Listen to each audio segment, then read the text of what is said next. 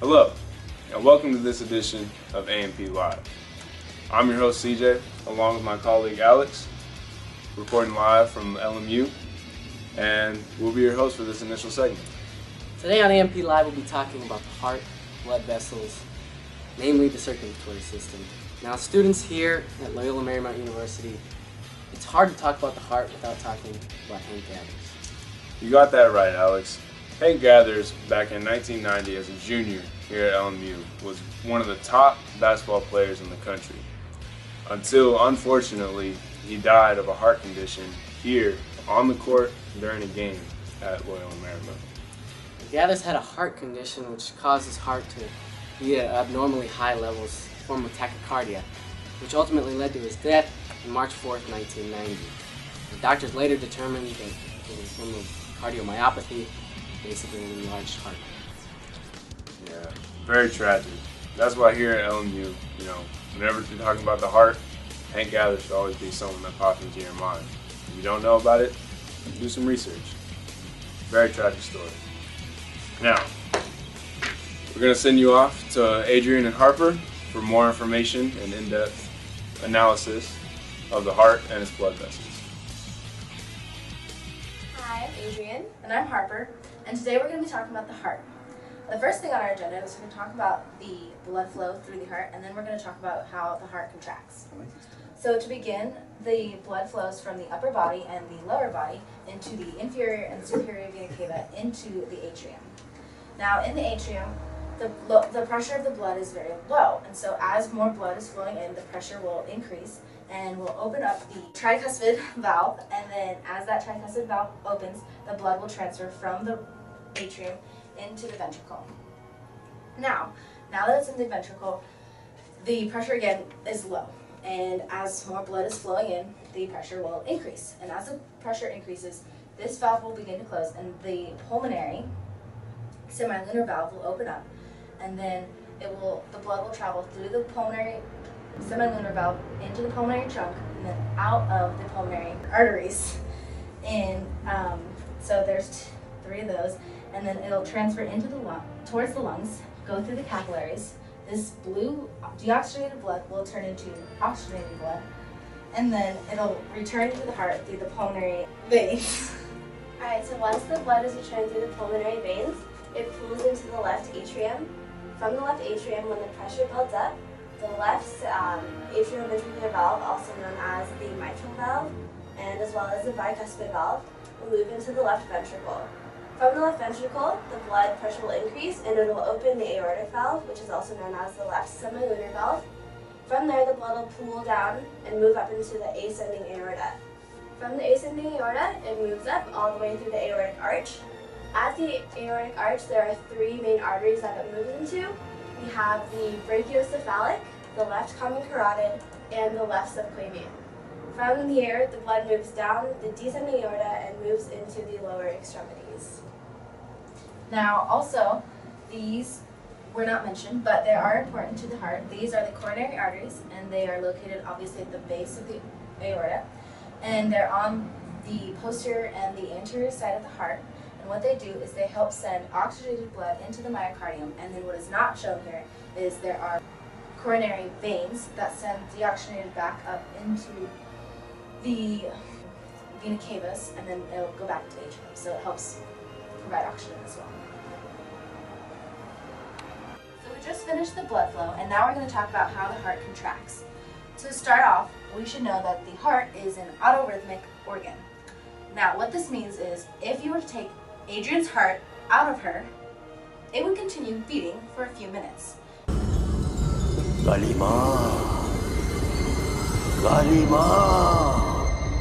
काली माँ शक्ति दे बलि चढ़ाऊं तेरे आगे स्वीकार करो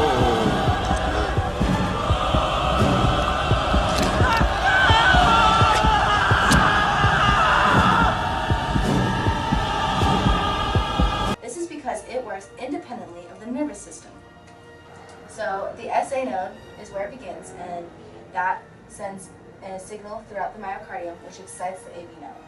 Alright, from the AV node, it excites the AV bundle, which travels down the interventricular septum and comes in contact with the Purkinje fibers.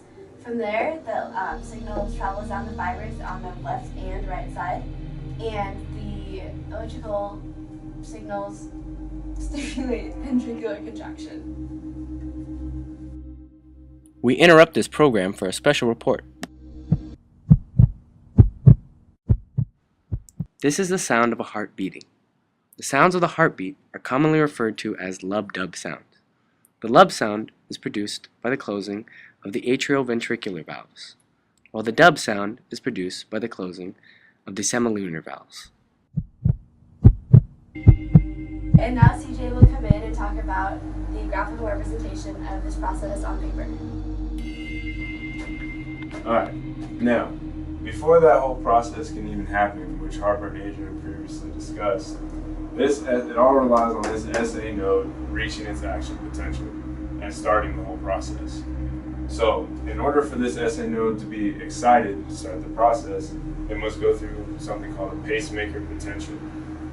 So on this graph here, this is where it can be represented, in this area right here.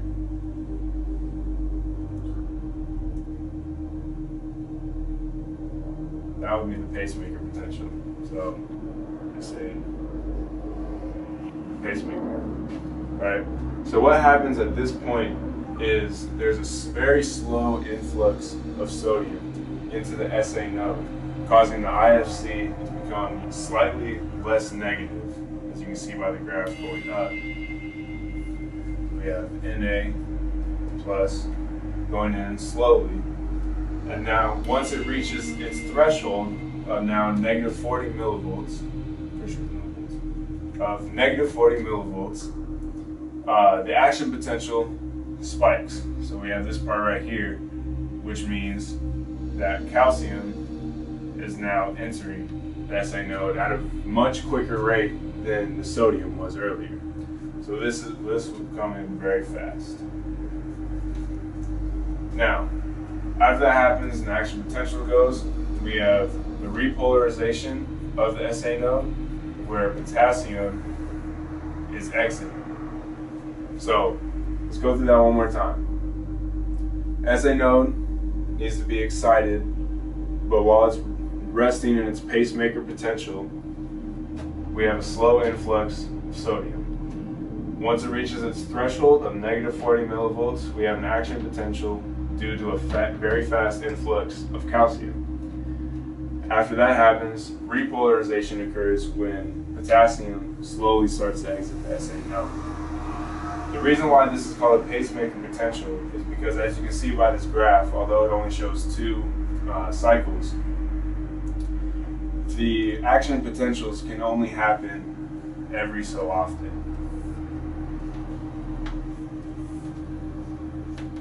Right? It's called a pacemaker potential because the time roughly is the same between each action potential, and that's what keeps the heart on pace and contracting consistently.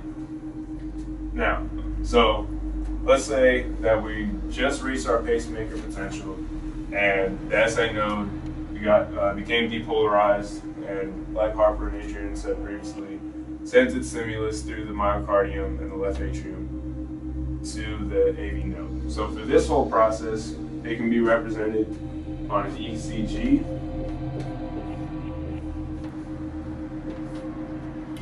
So I'm going to draw it really quickly, and then I'm going to take you through the process while pointing out what's going on. So we have the P wave, and then our QRS segment. So QRS, and then we have another wave. This is a T wave.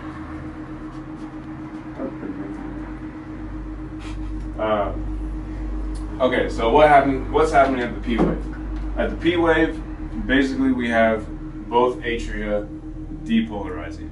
So the SA node sends its signals throughout the myocardium to depolarize the atria.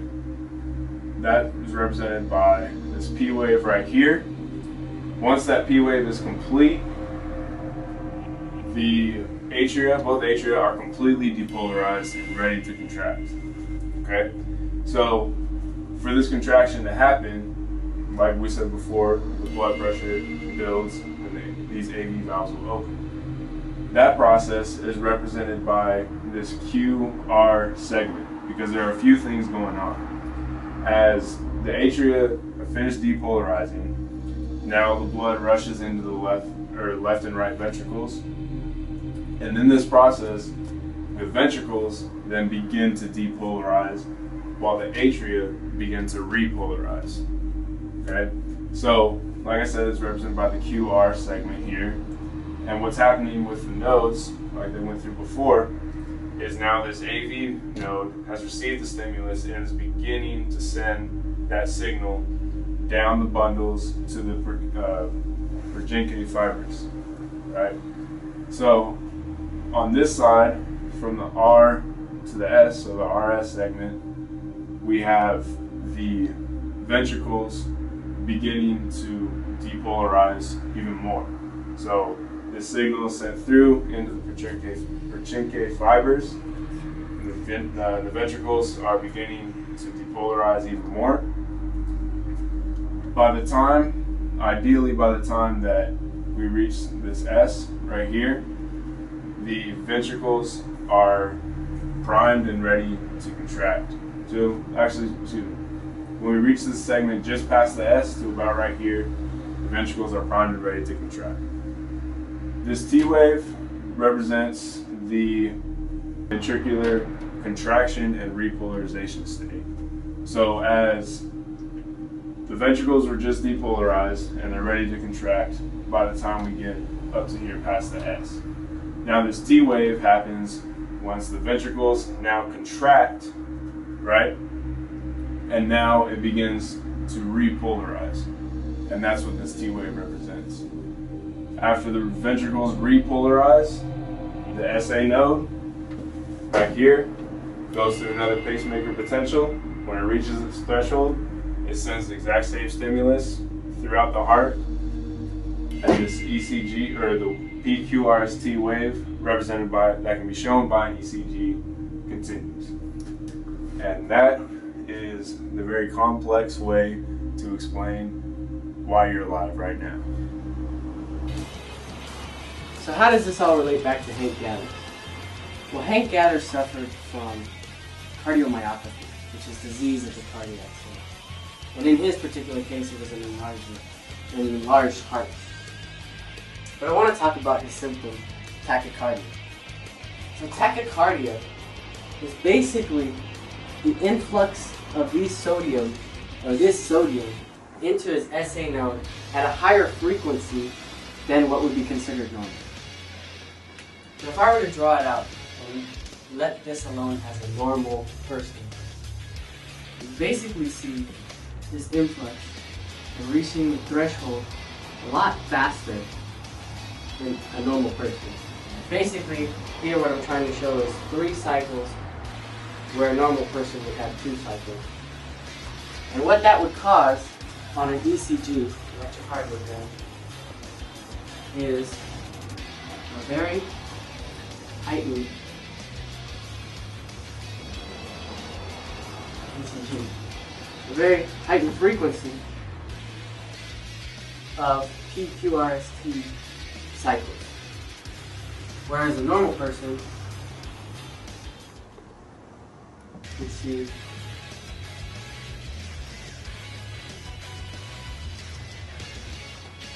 a lot bigger distance between the PQRST waves. So that, in a nutshell, is the representation of tachycardia.